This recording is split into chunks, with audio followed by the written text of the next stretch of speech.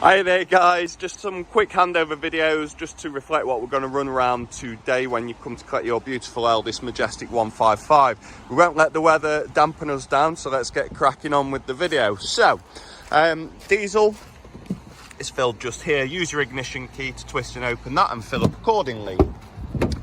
Into here you've got there, twist that, pulls out, and there's a kit there that will have stuff like maybe towing eye, a jack, for if you ever suffer breakdown, anything like that.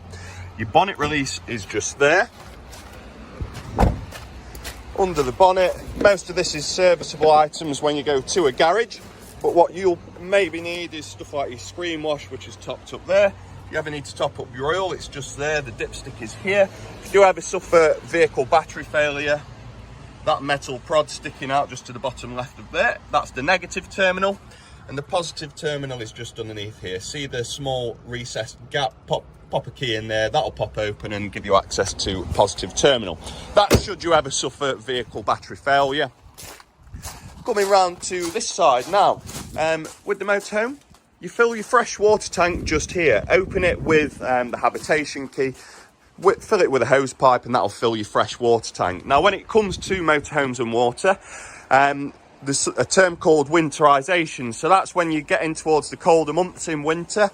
If you're not going to be using it actively or sparingly, it's good practice to drain all the water out of the motorhome. Now the fresh water tank that you fill here is drained just there via this tap. Twist it, any water in that tank will expel underneath the motorhome. Your second of 3 drain off points is here. This is for your wastewater tank. So again, you twist that, it's currently in the open position. Any water from the wastewater tank will release underneath just there. The wastewater tank is anything that you run through the sink or the shower. The third and final drain off point is for the boiler.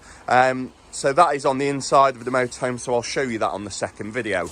These here are just fridge appliance vents to allow everything to be breathable.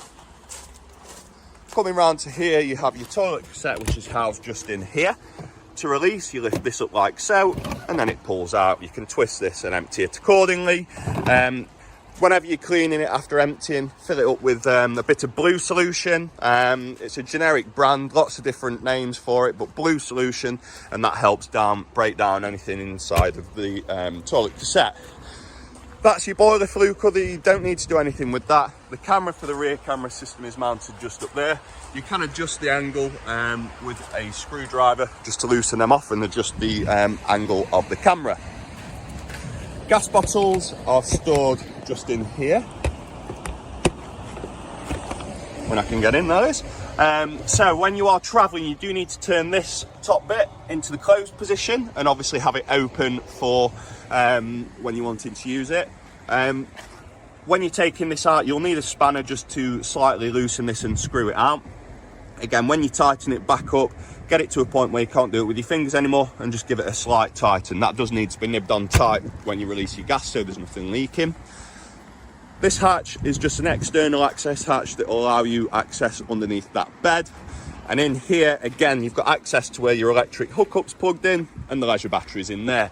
Habitation light, electric step, the button's just inside on the door. And you've got a Dometic wind-out canopy, which is a T-bracket, which you simply insert there, twist anti-clockwise. That will get it out. You get it out to a point where you can reach the legs, which are sat going across in the middle of the wind-out canopy. You drop those to support it, and then you can wind it out further. One thing to note is you've got some legs that allow the sturdiness of the canopy once it's winding out. Always let them have a bend in them. Don't ever get them straight. On to the next video. Let's get dried up.